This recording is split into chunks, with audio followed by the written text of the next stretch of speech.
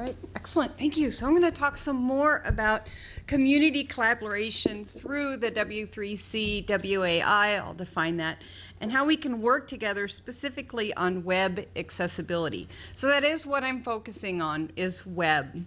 We'll talk about the broad view of web, but that's the focus. And I want to talk about the existing open international community for collaboration. All the material that we produce is available free on the web. So that's just some basics to get started. Most of you know that W3C is the World Wide Web Consortium. That's the standards organization for the web. It's an international community that works together to define HTML, CSS, all the basic standards, fundamental standards of the web, as well as support materials such as mobile accessibility best practices. Now, within the W3C, we have a relatively new web page on accessibility. So if you haven't seen the page on the W3C site about web accessibility, I would encourage you to go read that, because it really addresses a lot of the points that have come up today. So for example, Gerald Schmidt of Pearson this morning talked about the UK wording about adapting after the fact. And you've heard throughout the day discussing, we all know that accessibility is best when built in from the beginning. So when we designed this page, which was very much for designers, developers who do not necessarily know about accessibility, we really focused on that perspective, which is a totally different way that most people think about accessibility. And this is what it says.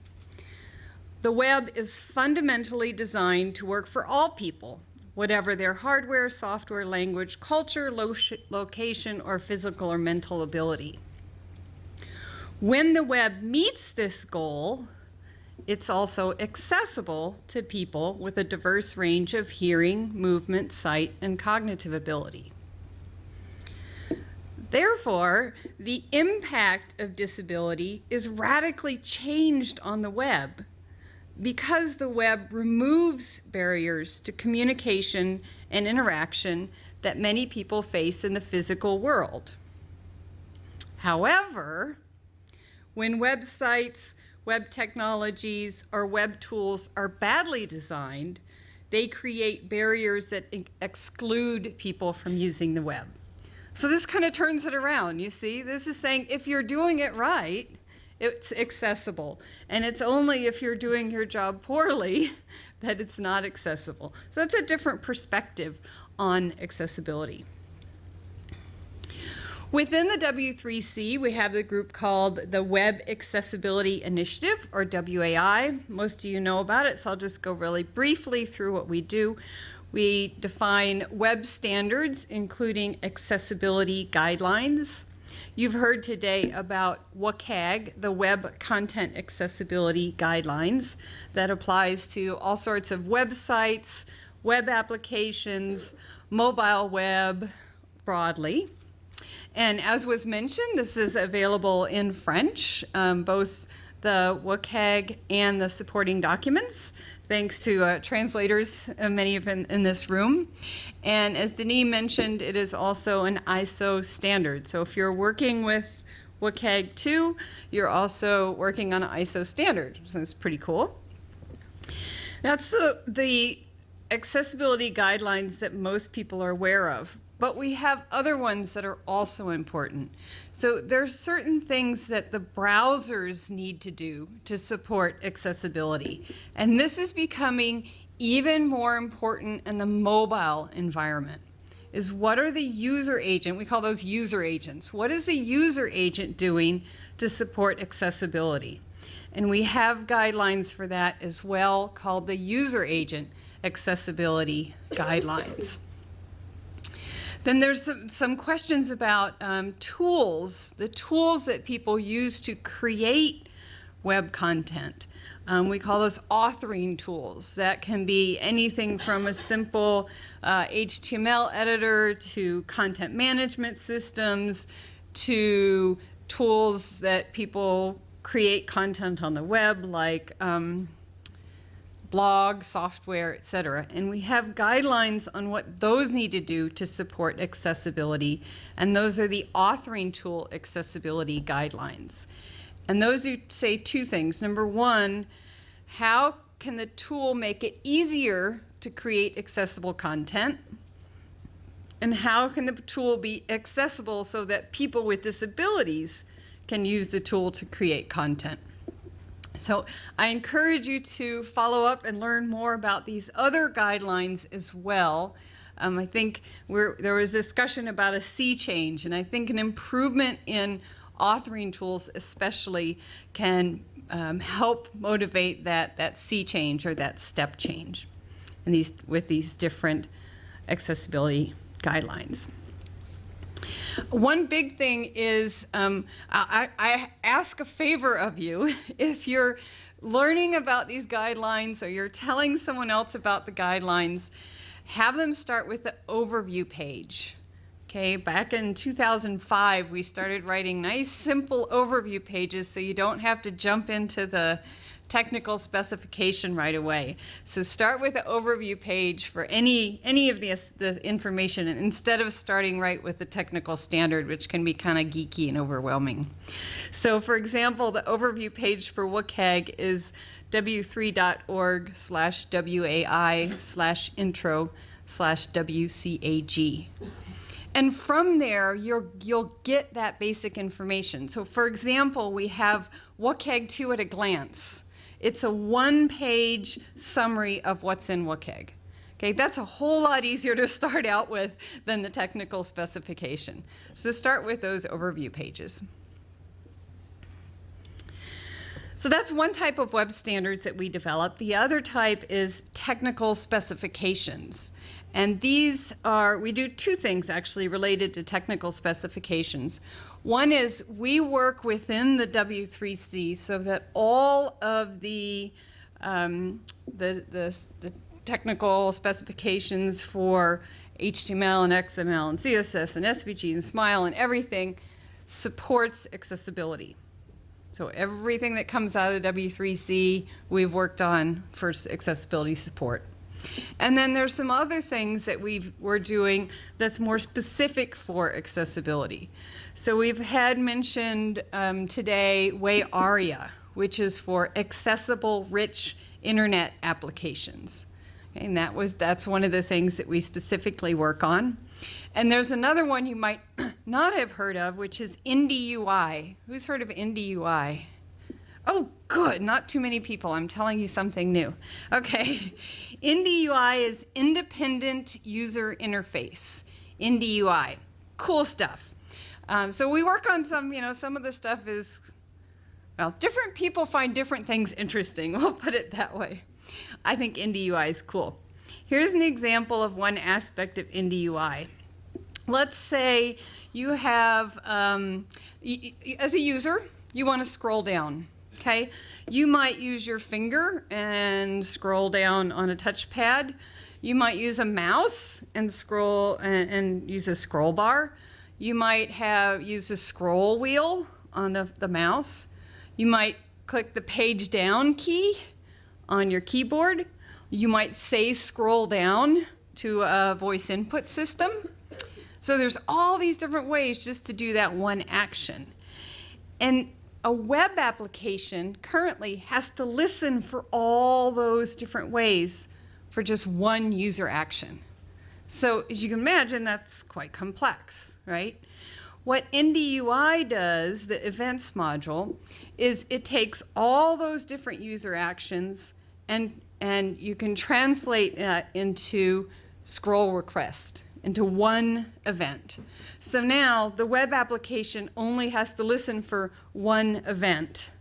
And it doesn't matter if the user used you know, a mouse or a finger or their voice, an assistive technology, a mobile phone, whatever the user used, the web application just has to listen for the scroll request.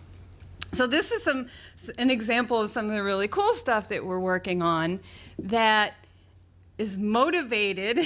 We're motivated to work on it specifically for accessibility, but you can see this has broad benefit to others as well, right? So web application developers benefit from this, whether or not they're specifically focused on accessibility or not. And that's Indie UI events. And there's another aspect of Indie UI as well, and you can go learn about that from the overview page, the Indie UI overview page, and just Indie UI overview. So that's an example, cool stuff. We also have a specific group on education and training and support material. And this we work within the technical working groups in the organization, but have a specific focus on education and training, and I'll talk more about that through the rest of the session. So just a little bit about how work goes on in W3C and in WAI. We are an international organization. We actually just recently opened a host, established a host site in China as well. We have a host site here in France. We are multi-stakeholder. We follow a process for developing consensus, which means it takes a little longer, but we, in the end, get input from people who are active in the working group, as well as everybody, the public, anyone who comments. And all of our work in the WAI groups is available for public review and comment. So we've got editor's drafts now that are public, and you can look at those. And we publish periodically drafts that are specifically asking for review. So it's all out there for everyone to work on. So I'll talk a little bit more specifically about the education and outreach working group. I mentioned multi-stakeholder before. We have currently in the working group accessibility specialists, programmers, designers, managers, consultants. We have industry, we have government, we have education, we have people from large organizations, small organizations, people with a wide variety of disabilities active in the education and outreach working group, some who are accessibility specialists and some who are just users, not actively in that perspective. We have dedicated contributors. So there's some people who have been involved in this working group for over 10 years. At least 2 of them are in this room, Sylvie and myself. We also have people who are brand new. So we just last week welcomed 2 new participants that joined us after hearing about our work at CSUN. So we have a group of people who contribute roughly 4+ hours a week to developing this material and are dedicated contributors. From this group, we have a broad range of existing materials. I'm going to go through just a few in a little bit, but there's a huge range. So for example, and if you haven't looked at the site in a few years, I encourage you to. For example, one of the things that we had been wanting to do for a long time and finally were able to do a couple years ago was material specifically for people with disabilities. So we have how to improve your browsing. We have something where we internally call it how to complain about an inaccessible website, but that's not the official name, but it's something like, what do you do when you come across a website that's not accessible? And these resources are for not accessibility specialists. Then we have some that I'll talk about that are specifically for accessibility specialists on things like how to include users throughout the design process, how to recruit people with disabilities. Then we have other materials that are about implementation, about including accessibility in different stages throughout the process. And then we have business case, we have technical materials, so a broad range of existing materials. We also have a really long list of things we want to do. We have a long to-do list, so there's additional things that we want to develop.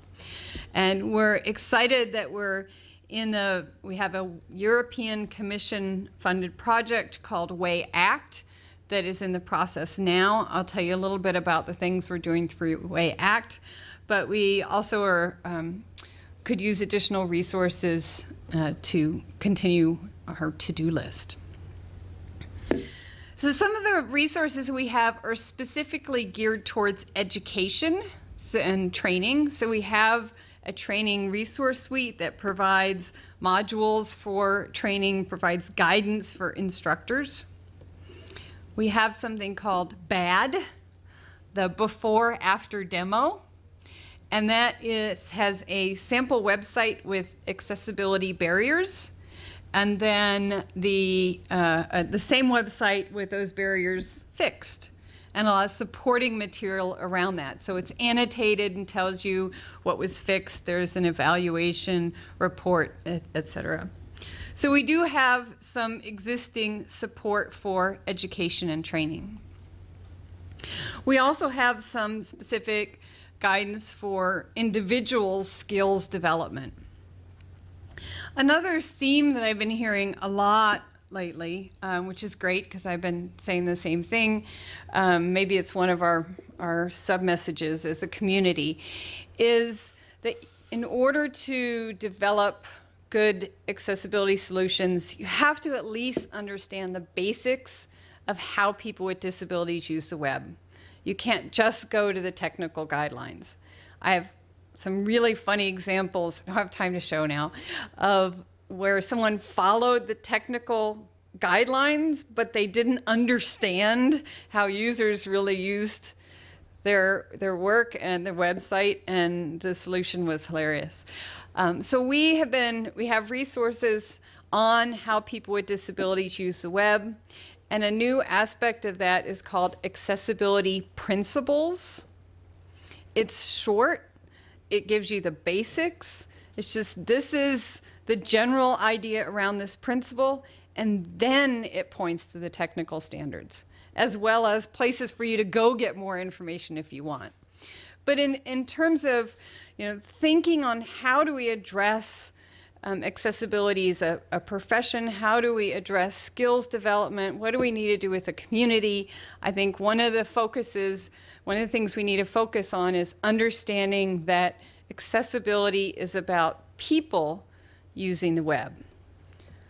The standards are a tool to get there, but it's really about the people aspect.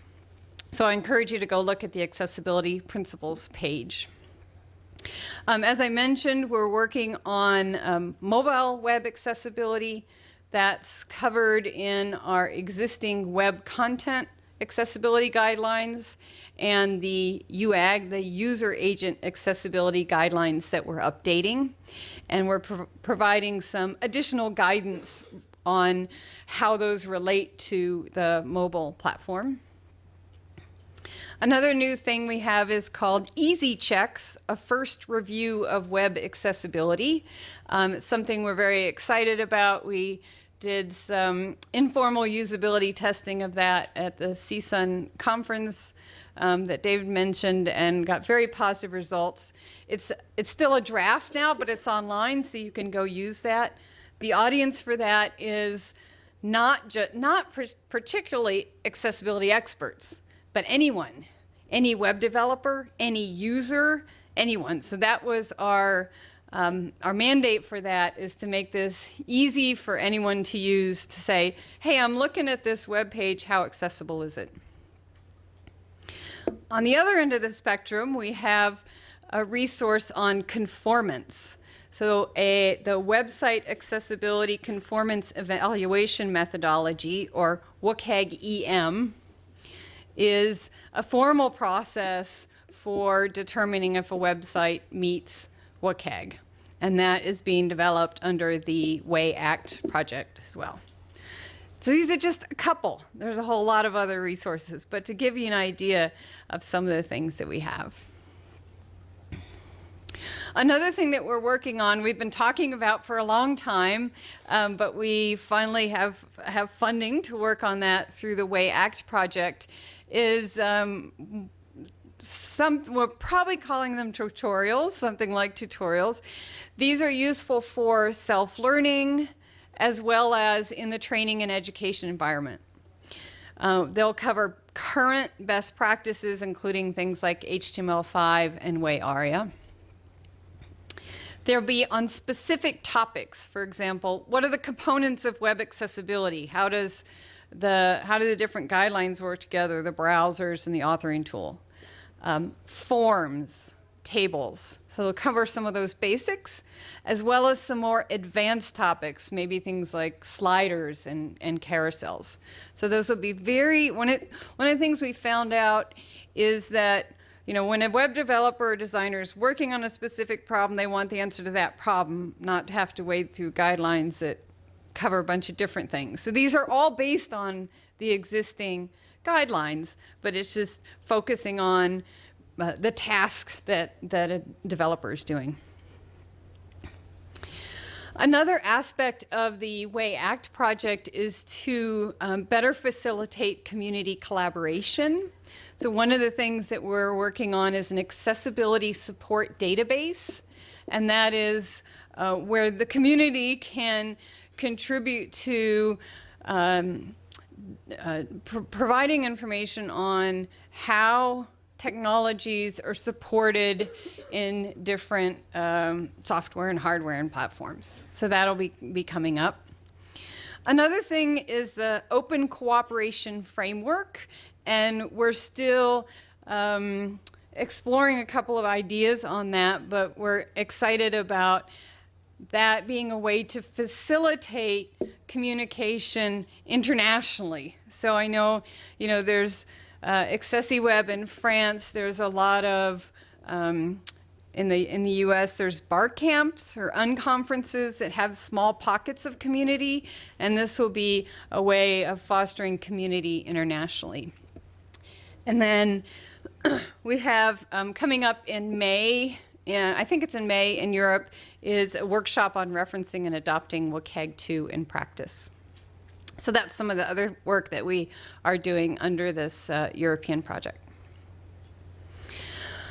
Two other things that we have, I noticed, I think David mentioned a community around Wikipedia, and we have a couple of community opportunities around wikis specifically. So one of them is called WAI-Engage. This is a W3C community group, which means you can join this community group. You don't have to be a member of W3C or a participant in another working group. There's not a large commitment to participate in a working group. It is a commitment. But in this community group, there's no commitment. You can choose to participate however much you want. The work goes on in a wiki. And one of the neat things with this is that the group is still deciding what it wants to do and how it wants to do its work. So it's a really good time to get involved. You have an opportunity to define topics that you want to work on. So if you have, well, for example, one person has something he's been working on by himself on the how accessibility breaks down into different roles, and he put it on the WAI-Engage wiki and said, let's all work on it together. So that's an option. Another thing is called Web Platform Docs, and this is broader than accessibility. So the goal for Web Platform Docs is to provide a comprehensive, authoritative source for web developer documentation. So what's really important about this is getting accessibility to everyone. There's been a lot of talk today about web accessibility expertise, I think it's also so important that every designer and developer and manager and procurement officer have some understanding of accessibility. It's not just a separate expertise, but it's integrated in the regular courses, in the regular work, that accessibility becomes just business as usual. We'll probably still need experts, but wouldn't it be awesome if the tools that we were using supported accessibility? The mainstream developers and designers were learning accessibility. And so this is one of the ways that we're working to help integrate that. All right, so there's some basics, and we'll stop now for some questions. Yes, okay. And I'll have some other remarks after the questions. So I have a couple of comments after the questions. Anyone? Y a-t-il des questions? Oui. Sur la droite là-bas. Okay. Ah. Can you hear me? No, it's just bringing my microphone out. I'm sorry. Thank you. I'm Hartmut Holken from Holken Consultants and Partners, and I was wondering how you work together with the audiovisual media industry for this kind of purpose. Could you tell me a bit more? Because I'm interested in getting accessibility integrated directly from the scratch into the content production process. Excellent. Okay, so the question is on audio video. We do have some groups that are directly working with us. So the one that pops into my head is Media Access Australia. So we have some groups that are specifically working on that. We have audiovisual requirements are included in our standards, and then we have some guidance on how to include accessibility early on. But I would encourage you to take a look at what we have or contact me, and let's see if we're already covering what's needed or if you want to help us cover it better. Yeah, because the thing is, when I'm talking to producers, filmmakers, scenarists, etc., and I'm talking, well, would you like to integrate accessibility and how to take this? They just even do not know what it is about. This is the big problem, I mean. And we have some awareness, so let's follow up and help reach them. Okay. Just for information, I'm setting up a conference at the end of next week, especially on this subject, about how technology can meet the content industries. It's called Media for D. Excellent. Do we need to wrap up? D'autres questions? Okay, I have one more slide if you want to bring that up. The screen, this there. Y a un slide à projeter. Okay, so here's the main point. The W3C WAI has an established infrastructure for creating high-quality, well-vetted material for developing web accessibility professionals. We need additional resources. We would love your input. So some action items for you. I would love for you to look through the WAI website. That's w3.org/WAI. I think you'll find some things on there that you didn't even expect, and that hopefully will be very helpful. If you want to get announcements of drafts for review, you can get those by email, Twitter, RSS. So just look for Getting WAI announcements. We are thankful for BrailleNet and the folks in AccessiWeb that have already translated a lot of WAI documents. If that's something you want to contribute to, that's another opportunity to help. I mentioned the WAI Engage Wiki and the Web Platform Docs Wiki that's available. If you might be interested in more active participation in WAI, we have some information on that and would just ask you to read that, and feel free to contact me at Shawn, S-H-A-W-N, at w3.org. So thank you very much for your help in making the web more accessible. Merci.